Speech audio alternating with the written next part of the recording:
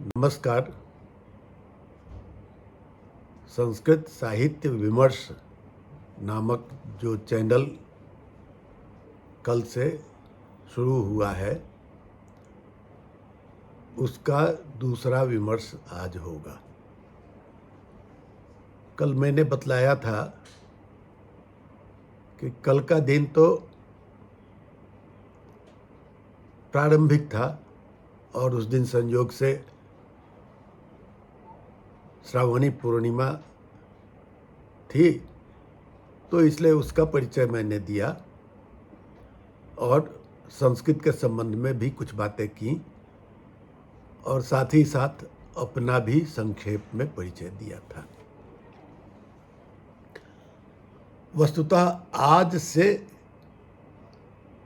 इस चैनल में जो बातें कही जाने वाली हैं, उनका उल्लेख शुरू होगा। कल ही मैंने बतलाया था कि संस्कृत साहित्य विमर्श के नाम से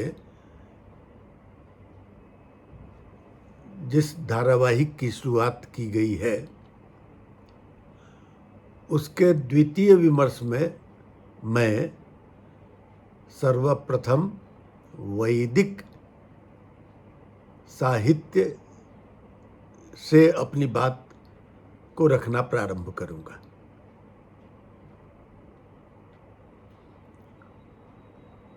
दो प्रकार के भेद संस्कृत के प्राप्त होते हैं, वैदिक साहित्य और लौकिक साहित्य। कल इसके विषय में थोड़ा मैंने बतलाया था। वैदिक साहित्य और लौकिक साहित्य में अंतर भाषा के कारण है। वैदिक भाषा जो प्राचीन भाषा है, उसमें रचित जो साहित्य हैं, उन्हें वैदिक साहित्य कहेंगे और बाद की जो संस्कृत भाषा हुई, उसको लौकिक साहित्य के अंतर्गत हम रखते हैं। मैंने बतलाया था कि मेरी नज़र में महर्षि यास्क प्रणीत जो निरुक्त है, वह लौकिक भाषा और साहित्य का पहला उपलब्ध ग्रंथ है। आज से लगभग 2700 वर्ष पूर्व इसकी रचना हुई थी और पाणिनि इत्यादि भी उसके बाद हुए हैं, वाल्मीकि, व्यास इत्यादि भी बाद में हुए हैं। तो वैदिक साहित्य के संबंध में मैंने बताया कि वैदिक भाषा में रचित जो साहित्य हैं, वो वैदिक साहित्य है। इसको 4 भाग में बांटकर देखा जा सकता है। ये 4 भाग हैं: संहिता, ब्राह्मण, आरण्यक और उपनिषद। इसमें संहिता भाग जो है, उसे ही वेद कहा गया है।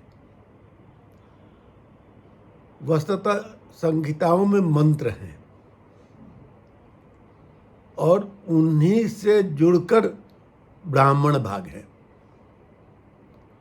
इसलिए मोटे तौर पर कहा जाए तो मंत्र और ब्राह्मण,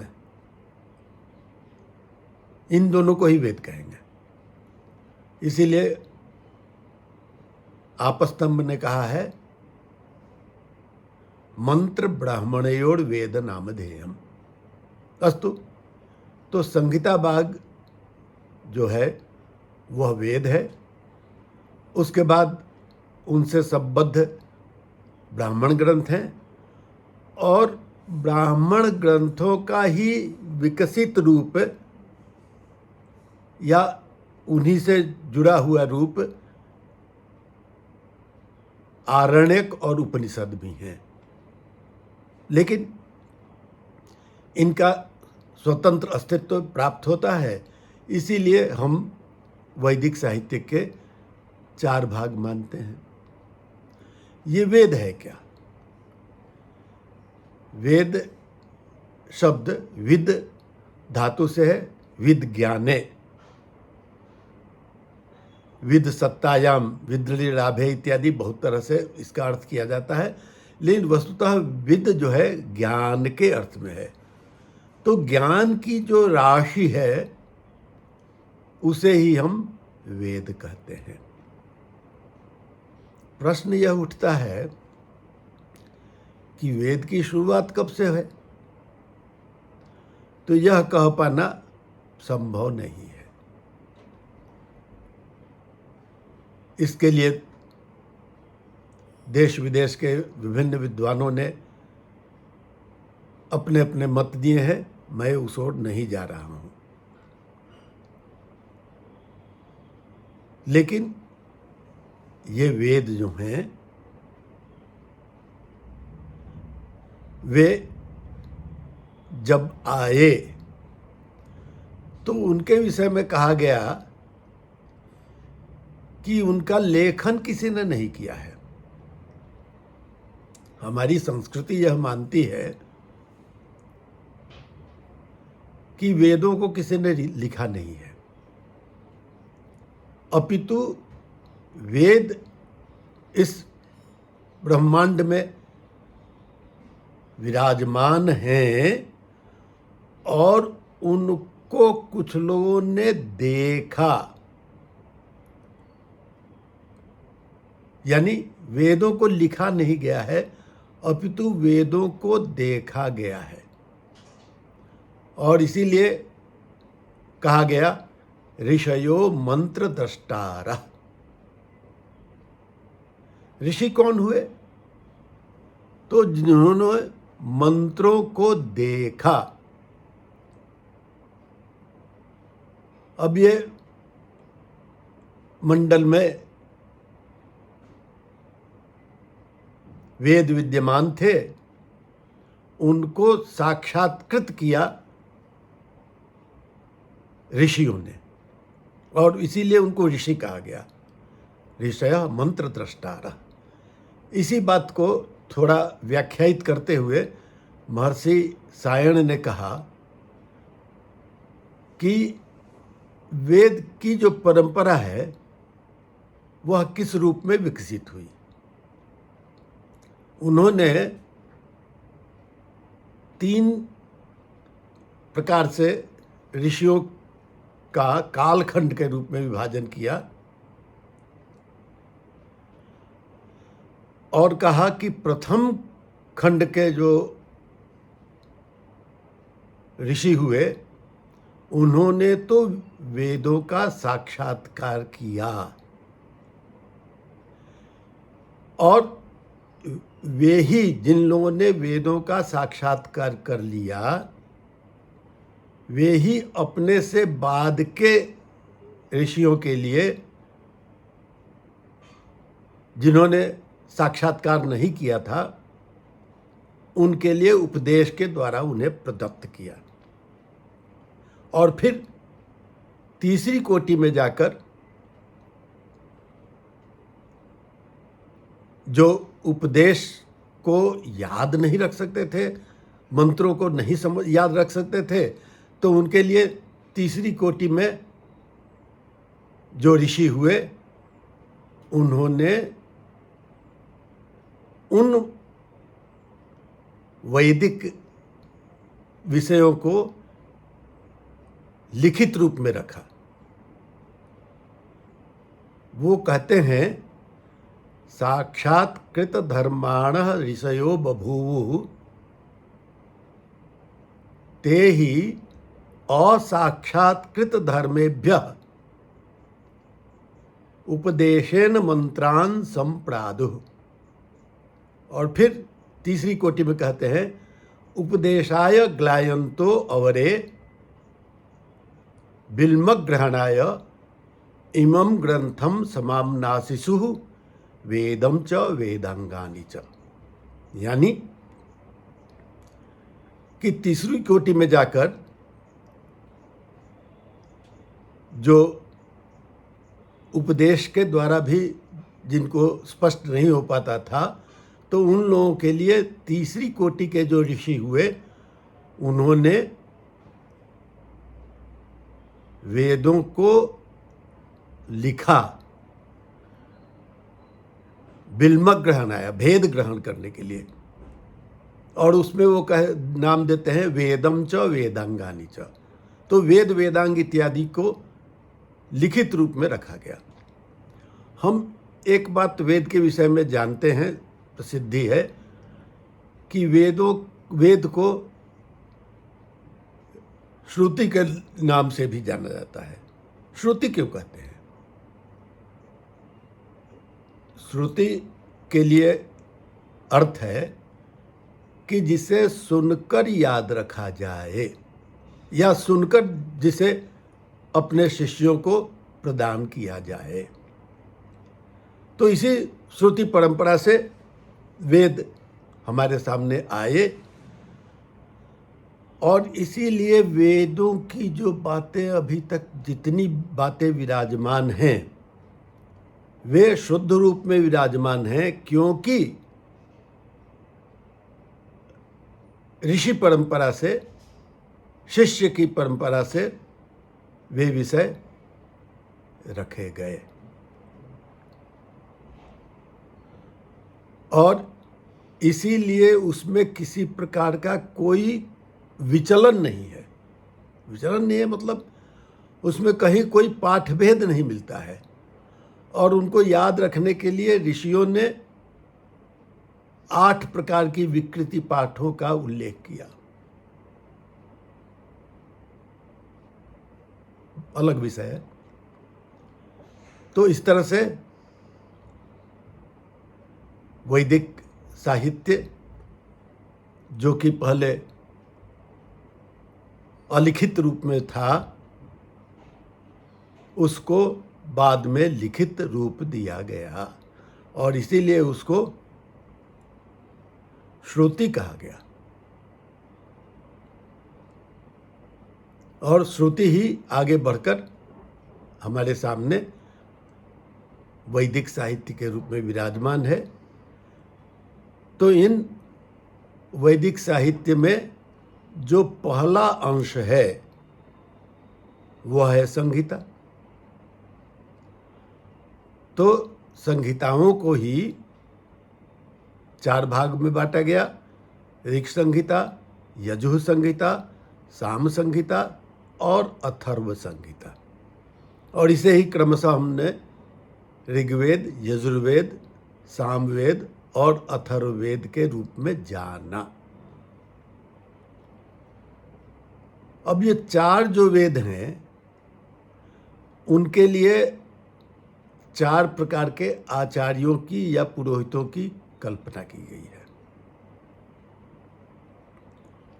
वे 4 प्रकार के पुरोहित या आचार्य हुए: होता, अध्वर्यु, उद्गाता और ब्रह्मा।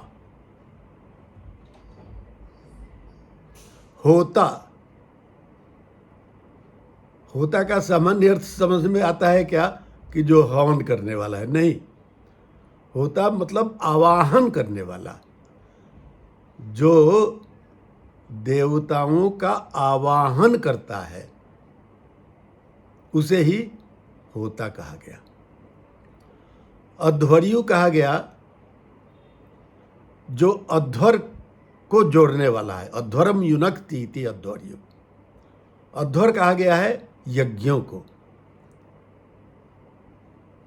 तो उस यज्ञों को जो जोड़ने वाला है, वह कार्य यजुर्वेद का हुआ। अध्वर का अर्थ है, सामान्य अर्थ, न ध्वर अध्वर। ध्वर का अर्थ है हिंसा। तो जिसमें हिंसा नहीं हो उसको अध्वर कहा गया है। और उस तरह से ये, इस पर विवाद है, लेकिन अध्वर्यु जो आचार्य हुआ वह यज्ञों को जोड़ने वाला है, और यजुर्वेद के मंत्रों के द्वारा। तीसरा जो आचार्य हुआ वह कहा गया उद्गाता, उद्गायन करने वाला, मंत्रों को गाकर और देवताओं को प्रसन्न करने वाला जो हुआ वह उद्गाता हुआ, और उसके वेद को कहा गया साम वेद।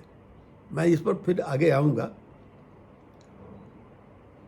और चौथी कोटि में ब्रह्मा जो हुआ वह अथर्ववेद का आचार्य या पुरोहित है। ब्रह्मा जो कहा गया है कृता कृतावेक्षण कर्म कर्तुम, यह जो क्या किया जा रहा है, क्या किया जाना चाहिए, इन बातों को देखते हुए वस्तुतः यज्ञ जो है वही सबसे प्रधान है। वेदों का सबसे प्रधान तत्व यज्ञ है, और कहा गया है कि हमारा जीवन पूरा यज्ञमय है। और उस यज्ञ में कौन, अब यज्ञ किया जा रहा है तो उसमें गलती भी हो ही सकती है, कहीं कमी हो सकती है। मैं अभी बोल रहा हूँ, बोलने में कई तरह की अशुद्धियाँ हो सकती है, बहुत तरह की बातें जो कहनी थी वो नहीं कह पाया, जो नहीं कहनी थी उस तरह की बातें भी कह गए। तो ये इस तरह की स्थिति तो मानव सुलभ दुर्बलताएं हैं। तो कहते हैं क्या कि ब्रह्मा जो होता है वह इन त्रुटियों को दूर करने वाला होता है। तो इस तरह से होता, अध्वर्यु, उद्गाता और ब्रह्मा, तो ये चार वेद के चार प्रकार के आचार्य हुए। अब उसमें से ऋग्वेद को पहला वेद माना गया है, प्रथम वेद के रूप में उसे ही माना गया है। ऋक का मतलब क्या है? ऋक ऋचा, ऋचा स्तुतियों को कहा गया है। ऋच्यते अनेन स्तूयते इति, जिन ऋचाओं के द्वारा स्तुति की जाती है, इसीलिए होता कहा गया, जो आवाहन करता है, देवताओं का की स्तुतियां करता है, देवताओं का आवाहन करता है, वह कार्य ऋग्वेद का है। यह ऋग्वेद जो है वह बहुत, इसमें भी शाखाएं थी। हमारे यहाँ जितने भी वेद हुए हैं उन वेदों के भी अनेक अनेक शाखाएं हुई हैं, लेकिन आज सारे उपलब्ध नहीं हैं। उनमें बहुत सारी शाखाएं ऐसी हैं जो कि आज उपलब्ध नहीं है। तो ऋग्वेद की में ये है ऋचा का वेद ऋग्वेद, स्तुतियों का वेद ऋग्वेद। उसके बाद दूसरा जो वेद आता है वह है यजुर्वेद। यजुर्वेद का भी दो रूप हमको मिलता है, एक है शुक्ल यजुर्वेद और दूसरा है कृष्ण यजुर्वेद। अब ये विस्तार से विवेचन की अपेक्षा रखता है,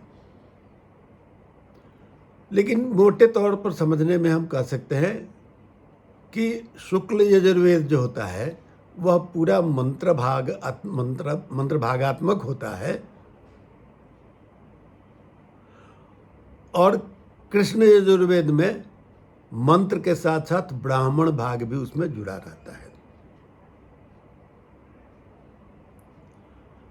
वैसे यजुर्वेद के ये दो रूप जो हैं वो इसी रूप में है कि किस तरह से यज्ञ को संपादित किया जाएगा। और अनियताक्षरावसानो यजु, अनियत अक्षर वाला, माने इसमें गद्यात्मक भाग हैं। जो हमारा ऋग्वेद है उसमें स्तुति परक है, तो उसमें कहीं न कहीं छंदोबद्धता आती है। लेकिन ये गद्य प्रधान वेद जो है वह यजुर्वेद है, और उसके जो 2 भेद हैं उन दोनों भेदों की भी अलग अलग शाखाएं हैं, लेकिन आज सारी शाखाएं हमको मिलती नहीं हैं।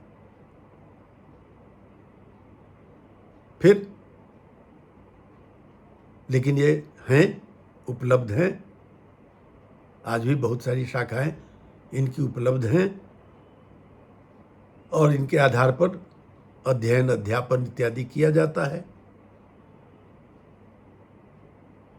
इन सब का भी भौगोलिक भेद भी माना गया है, अस्तु वह भिन्न विषय है।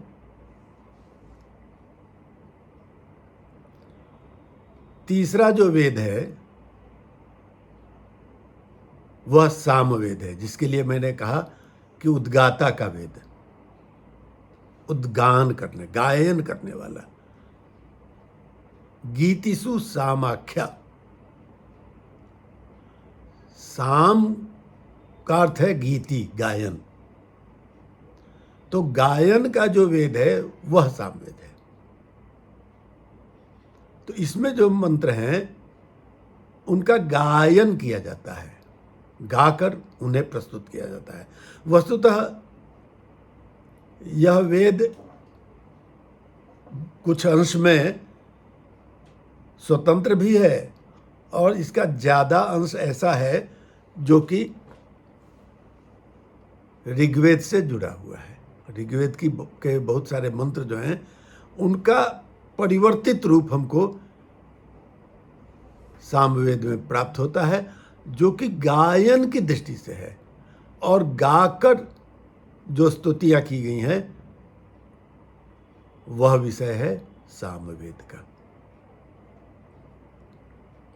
तो इसीलिए गीतिषु सामाख्या, साम नाम गीतियों का है, और गीतियों के वेद को सामवेद कहा गया है कि सबसे ज़्यादा शाखाएं इसी की थी, हजारों शाखाएं थी। मैं हजारों शाखाओं का अपने ढंग से अर्थ करता हूं कि यह वेद अनेक रूप में पूरे भारत में, पूरे आर्यावर्त में विराजमान था, और अलग अलग प्रदेशों में जाकर अलग अलग ढंग से इसके उच्चारण किए जाते रहे होंगे, और इसीलिए इनकी हजारों शाखाएं हो गई। आज मैं कहता हूं कि जिस तरह से संगीत के बहुत सारे घराने हैं, लखनऊ घराना, बनारस घराना, या बंगाल के घराना, या और कहीं का भी, तो उन घरानों में अलग अलग प्रकार की गायन शैलियां हैं। संभव है उसी प्रकार से अलग अलग स्थान पर अलग अलग गायन की शैलियां रही हों, और इसीलिए सामवेद की हजारों शाखाओं का उल्लेख हुआ है। लेकिन आज कुछ शाखाएं जो हैं वो उपलब्ध हैं, और उनके आधार पर अलग अलग ढंग से गायन किया जाता है। तो इस तरह से सामवेद में अलग अलग ढंग से गीतियों की बातें कही गई हैं। तो यह तीसरा जो वेद है वह है सामवेद। एक चर्चा आती है वेदत्रयी, वेद तो 3 ही माने गए, वस्तुतः विषय की दृष्टि से ये तीन ही वेद हैं, ऋग्वेद, यजुर्वेद और सामवेद। लेकिन अथर्ववेद को चौथे वेद के रूप में स्वीकार किया गया है। इस पर विद्वानों का अलग अलग विचार है, उनकी आवश्यकता यहाँ नहीं है। लेकिन यह वेद बाद में जुड़ गया और चौथे वेद के रूप में यह प्रसिद्ध हुआ। इसका दूसरा नाम अथर्वांगिरस वेद भी है। अथर्वा और आंगिरस दो ऋषियों की परंपरा के द्वारा इसको अथर्वांगिरस वेद भी कहा गया। लेकिन आज अथर्ववेद के रूप में इसको मान्यता मिली है। और अथर्व के विषय में विद्वानों का कहना है क्या कि अथर्वा जो हुए, अथर्व जो विषय है वो अभिचार मंत्रों का है, तो इसमें जादू टोना इत्यादि की भी बातें कही गई हैं। सच पूछा जाए तो अन्य जो तीन वेद हैं उन तीन वेदों की बातों से अलग हटकर अथर्ववेद में बहुत सारे विषयों को रखा गया है।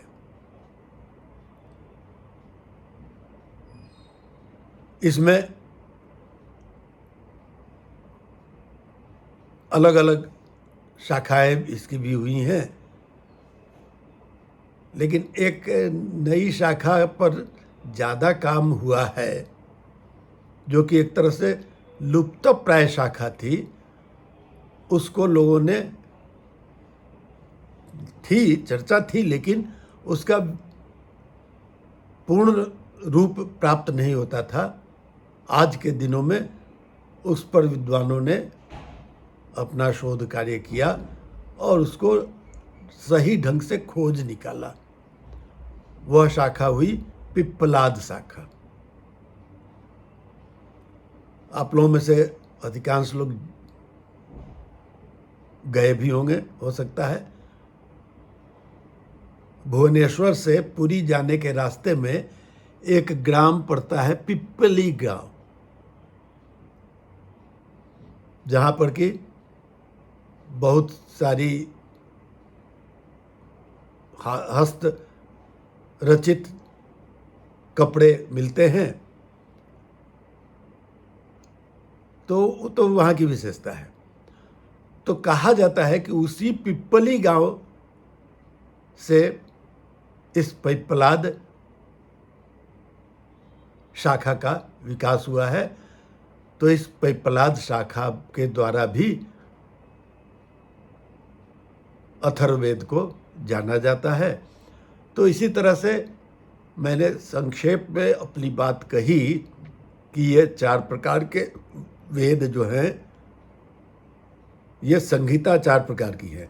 तो आज केवल मैंने संहिता के संबंध में बातें की, और संहिता में चार प्रकार की संहिताएं हुई: ऋग संहिता, यजुः संहिता, साम संहिता और अथर्व संहिता, जिन्हें क्रमशः ऋग्वेद, यजुर्वेद, सामवेद और अथर्ववेद कहा गया। इनका बहुत विस्तार हुआ है, बहुत सारी शाखाओं में इनका विवेचन प्राप्त होता है, लेकिन उतना विस्तार से जाने की आवश्यकता नहीं है। तो आज की बातें मैं यहीं पर समाप्त करता हूँ। धन्यवाद।